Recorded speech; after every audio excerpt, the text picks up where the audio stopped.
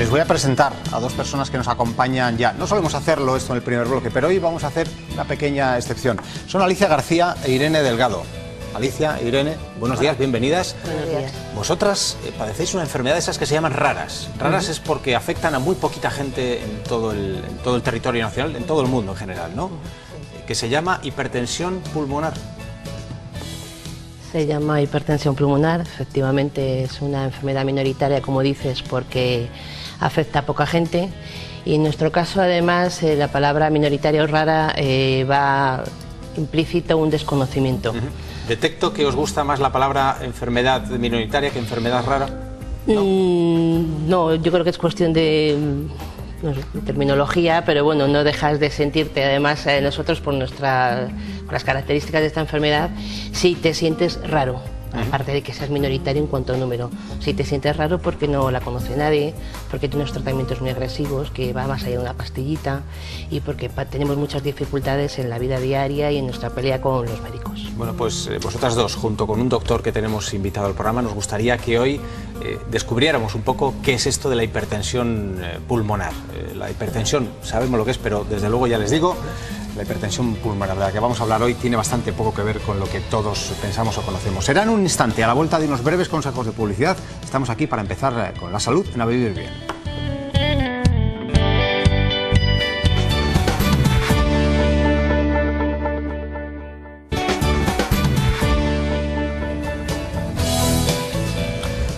Las 12:09, casi 10 de la mañana. Siempre en directo a través de Castilla y León Televisión en A Vivir Bien. He presentado antes a las dos personas que nos van a acompañar, a dos de las personas que nos van a acompañar, porque tenemos una tercera. Lo vuelvo a hacer, a Alicia García y a Irene Delgado, que son afectadas por esta hipertensión pulmonar. Y voy a presentar a un cardiólogo que también nos acompaña en el plató, el doctor Bratos, José Luis Bratos. Doctor, muy buenos días. Buenos días. Claro, de momento ya sorprende. Estamos hablando de hipertensión pulmonar y hablamos con un cardiólogo. Bueno, realmente no somos los dueños de la hipertensión pulmonar. Es una patología que está un poco a caballo entre dos especialidades, como se puede comprender, la cardiología y la neumología. Y de hecho, tanto cardiólogos como neumólogos o viceversa, que tanto monta, pues tratan a pacientes con este tipo de patología. Podríamos resumir muy someramente, yo sé que es muy vulgar, pero para que lo entienda, es una enfermedad, la hipertensión pulmonar, que sufre el pulmón, o la tiene el pulmón, mejor dicho, pero la sufre el corazón. Bueno, en realidad siempre la patología pulmonar o cardíaca y viceversa, siempre hay una repercusión. Es en realidad casi todas las patologías pueden repercutir en el otro órgano. ¿Qué es? Cuéntenos un poco, a ver, pues, ¿cómo lo podemos vamos explicar? A ver si tratamos de explicarlo con sencillez. Todo el mundo sabe lo que es la hipertensión arterial, es decir, la presión que tiene la sangre en las arterias que llevan la sangre por todo el cuerpo. Pues en el pulmón hay unas arterias que se llaman las arterias pulmonares, que es un tronco que sale del corazón y que luego se divide en varias ramas y que riega el pulmón. Más que regarlo, le lleva la sangre para que se oxigene, para que elimine el anhídrido carbónico y tome el oxígeno.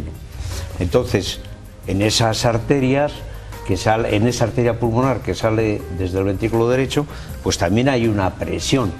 Y la presión puede ser normal, y entonces estamos sanos, o puede estar más elevada de lo normal y se llama hipertensión, por decirlo de una forma tan sencilla como esta.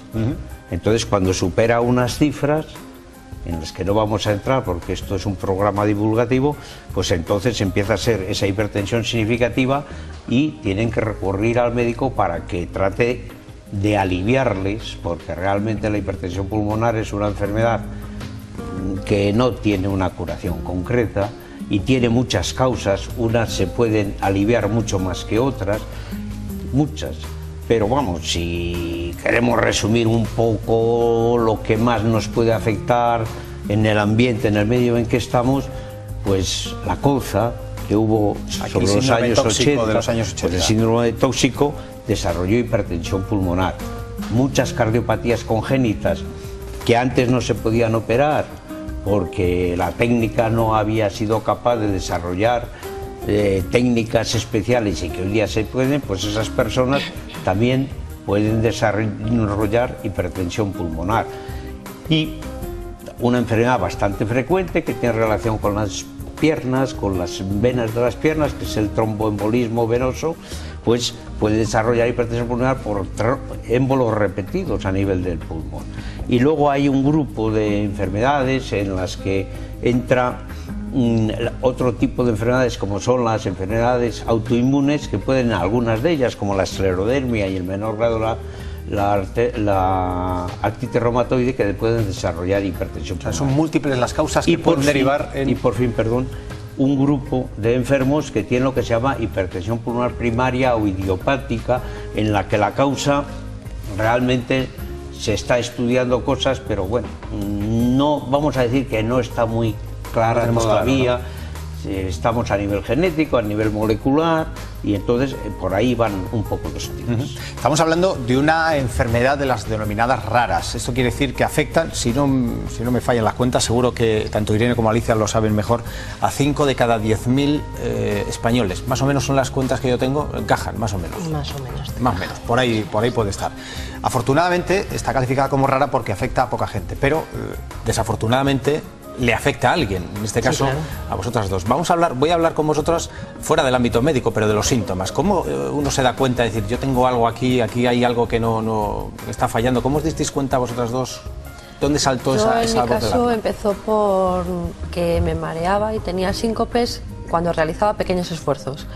Pequeños esfuerzos me refiero a correr para coger un autobús, coger una bolsa que pesara un poco o andar deprisa simplemente. Llegó un momento que no podía ni andar. ¿Y eso te provocaba un síncope? Sí, me provocaba un síncope, me podía pillar en casa, en la calle o donde fuera y bueno, pues eso fue un poco como yo empecé y como, vamos, fui al médico pues a ver qué es lo que me pasaba porque yo veía que había algo ahí que no andaba bien. No sabía exactamente lo que era, pero había algo que no estaba bien. ¿En tu caso, Irene? En mi caso es más o menos parecido porque tenemos unos síntomas comunes al principio, que es un continuo cansancio, una sensación de disnea al mínimo esfuerzo, ves que algo no funciona, que algo está mal, entonces bueno, pues intentas ir al médico, intentas que te diga qué tienes y bueno, pues en unos casos tienes suerte y te diagnostican pronto. Ese es el tema. Hablando de enfermedades raras, alguien podrá pensar, claro, es fácil que el médico identifique los síntomas, que haga el diferencial adecuado para decir, usted lo que padece relativamente pronto para poder empezar a tratarlo cuanto antes, una hipertensión pulmonar. ¿Fue fácil en vuestro caso? En el mío no, vamos. Bueno, no relativamente, porque sé de muchos casos que han tardado más que yo. Yo empecé con estos mareos, como digo, y el médico de cabecera lo único que me decía que tendría baja la tensión, nada más. Entonces me costó mucho que me mandara al especialista y bueno, pues al final tuve que recurrir a ir a urgencias y tuve la fortuna de que había un cardiólogo de urgencias que sí que detectó que ahí había algo que no estaba bien y bueno, pues a partir de ahí empezaron a hacerme pruebas. Y bueno, pues en un mes o mes y medio sí que me dijeron de qué se trataba. Pero hasta que llegué a eso, pues había estado 6 meses, pues que no sabía qué me pasaba. De diagnosticar. Claro, o sea, en mi caso entonces, bueno, no fue de los que más tardó, pero sí se tardó, claro. En mi caso no, en mi caso yo me tiré 1 año y medio de pruebas en un hospital. Iba pasando por todos los servicios y nadie sabía lo que tenía. ¿Hasta que te diagnosticaron? Hasta que diagnosticaron hipertensión pulmonar y me mandaron al hospital 12 de octubre, que es donde hace ya años, bueno, es un poco la unidad pionera y donde, te estoy hablando, hace 12 años, era el único hospital que lo había en ese momento controlado. Ahora ya hay más unidades, afortunadamente. ¿Es más fácil, doctor, identificar la hipertensión pulmonar hoy en día, teniendo en cuenta que además hay múltiples causas, teniendo en cuenta que supongo que habrá distintos síntomas, aunque en el caso de Alicia y Irene nos dice que son más o menos comunes? ¿Hoy en día se tardaría tanto como en esos casos? No se debería, no se debería.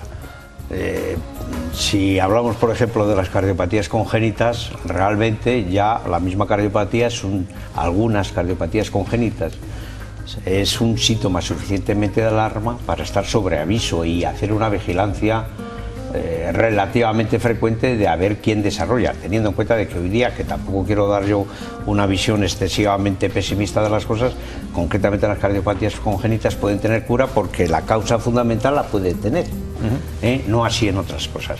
Ahora, un síntoma como la fatiga o el cansancio, pues es un síntoma tan inespecífico que a veces pues puede ocurrir lo que les ha ocurrido a alguna de ellas, ¿no? De que, bueno, esto será la tensión baja y tal, pero en realidad si se hace una buena historia clínica, si es que estamos siempre volviendo a los orígenes, y si no haces una buena historia clínica, difícilmente puedes hacer una buena orientación para hacer un diagnóstico oportuno, y a veces por falta, por premura de tiempo o por otras circunstancias, pues a veces las cosas tardan y se demoran. Sí. Hablábamos antes, nos decía, no hay cura definitiva de momento para esta patología, para esta enfermedad, pero sí de momento tratamientos, y eso que son relativamente recientes además, ¿no? Bueno, son algunas cosas relativamente recientes, otras un poquito menos.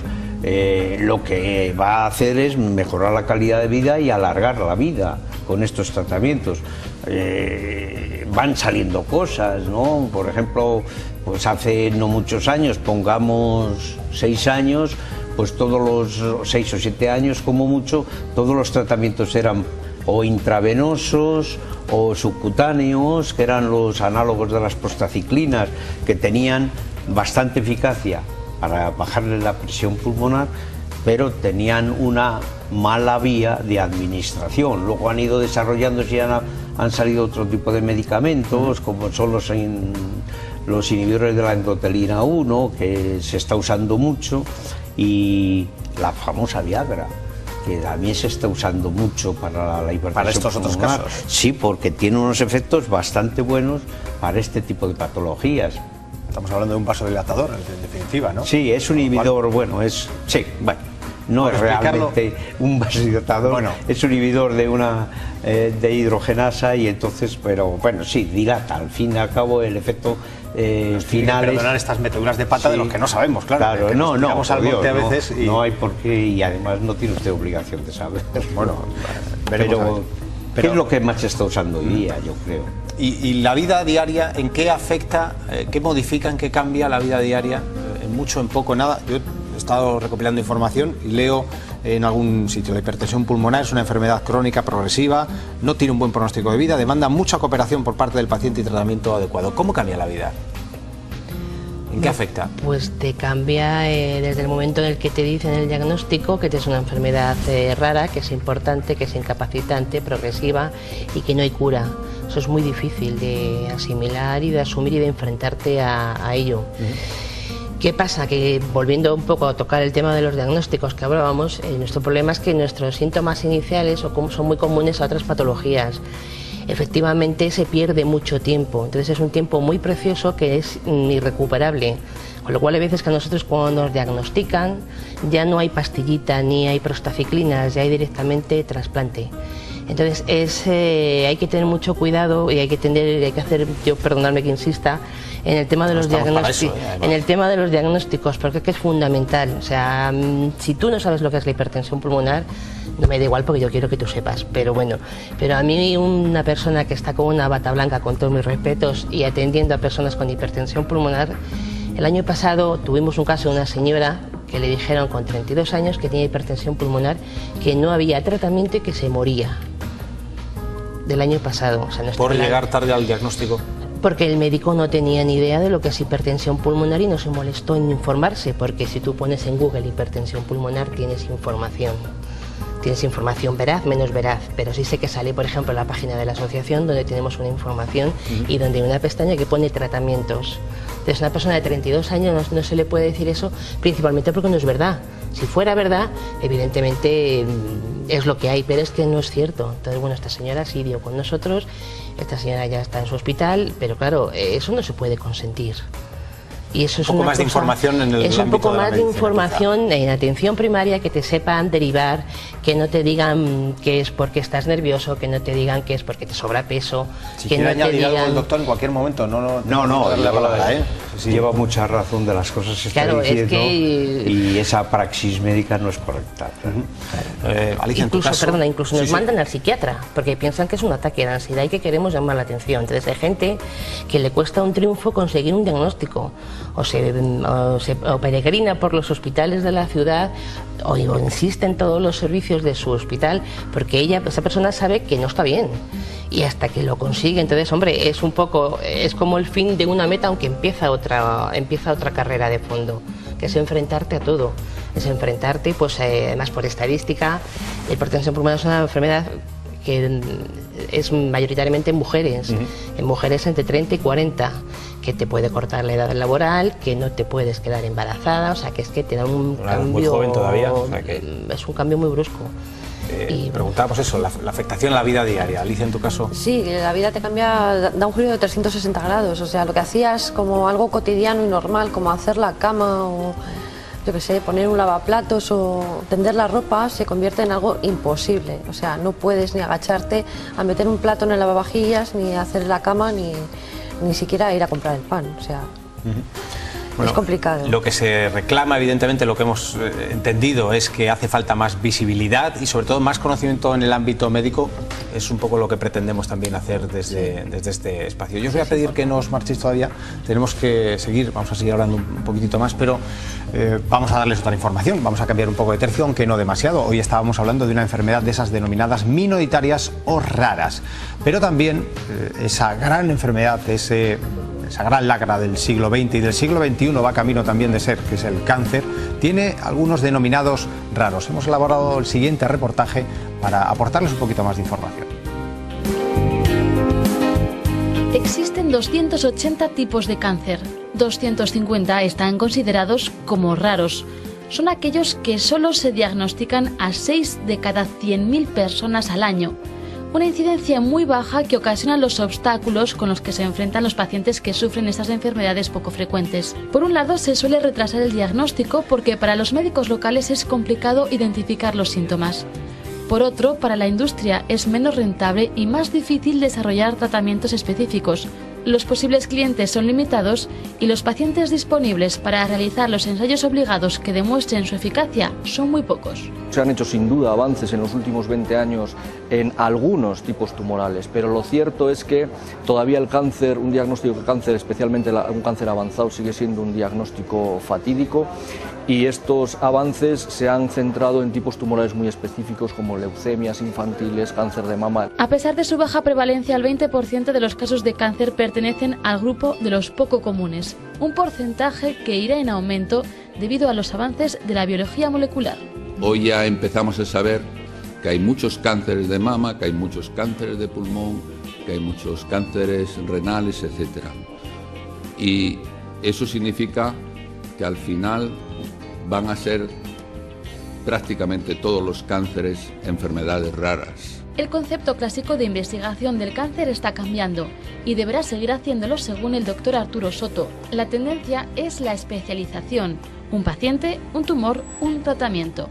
Es lo que se conoce como investigación translacional, estudios para dar solución a una persona y no para aportar remedios generales ante una enfermedad. Sin embargo, esta nueva línea abre nuevos desafíos para la sanidad pública y la privada, también en materia económica, retos que recaen sobre los reguladores. Si seguimos apretando las tuercas a la industria farmacéutica, lo que vamos a conseguir es que bajemos la guardia de la investigación y no avancemos en investigación. Puede tardar hasta 15 años en desarrollar un nuevo fármaco y muchas veces esos trámites burocráticos son muy lentos, desde que se escribe el protocolo y se manda a un comité de ética hasta que tienes la resolución del comité de ética y puedes aprobarlo en la Agencia Española del Medicamento. Hoy por hoy, según la industria farmacéutica, el desarrollo de un nuevo medicamento puede significar 40.000 euros por paciente, 1 billón de euros hasta que la investigación se ha completado y se han cumplido todas las exigencias burocráticas. Gran parte de este peso lo soportan las familias de los enfermos. Los datos de la Federación Española de Enfermedades Raras desvelan que la Seguridad Social no cubre el tratamiento del 36% de los afectados. El 20% del ingreso familiar con frecuencia se va en asumir el coste de la enfermedad.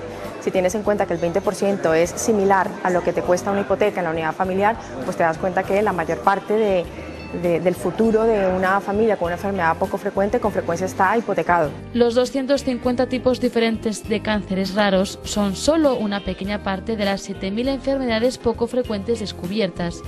Afectan al 7% de la población mundial, un porcentaje pequeño en comparación con los recursos necesarios para diseñar tratamientos para cada patología. Sin embargo, cada paciente es el 100% para sus familias. Si tenemos en cuenta que suman 3 millones de afectados en todo el mundo, juzguen ustedes mismos. reportajes sobre los cánceres raros. Por cierto, el próximo viernes no se pierdan nuestro espacio de salud, en el que con nuestras nutrólogas vamos a hablar de cáncer y la alimentación, la relación o la repercusión que tiene una en el otro. Estábamos hablando con nuestros invitados, con Irene, con Alicia y con el doctor Bratos.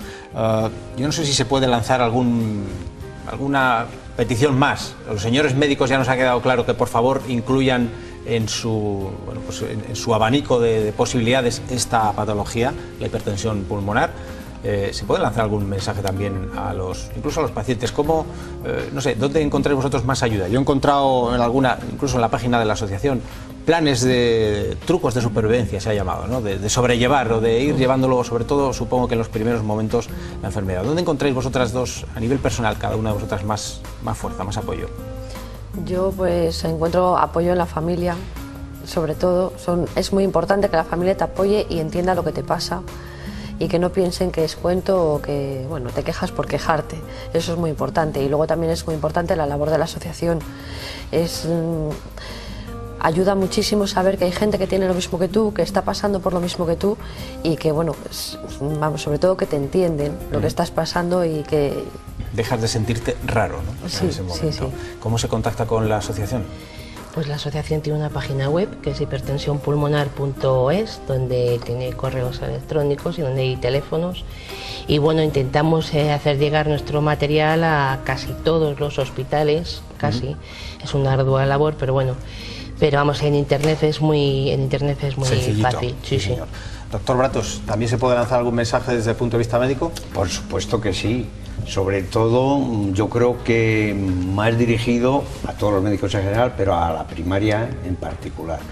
Porque si el especialista no le llega a los pacientes, difícilmente va a poder ayudarles. Entonces, el primer, llamemos filtro, es la primaria, y entonces ante cualquier ante cualquier disnea, fatiga, que sea progresiva y que no tenga una etiología, es decir, una causa predeterminada, clara, entonces ese paciente necesita algún estudio más, que no se lo puede, por mucho que quiera, suministrar el médico de atención primaria. Entonces tendrá que derivar a ese enfermo para un estudio de esa fatiga, o bien a respiratorio o a cardiología, donde ya tenemos medios suficientes como un simple ecocardiograma con el que podemos diagnosticar la hipertensión pulmonar. Diagnosticarla. Luego se confirmará, se harán otras pruebas para ver si es una hipertensión que es respondedora a algún tipo de medicación. Y practicar el tratamiento adecuado. Pero claro, el primer paso es derivarlo adecuadamente.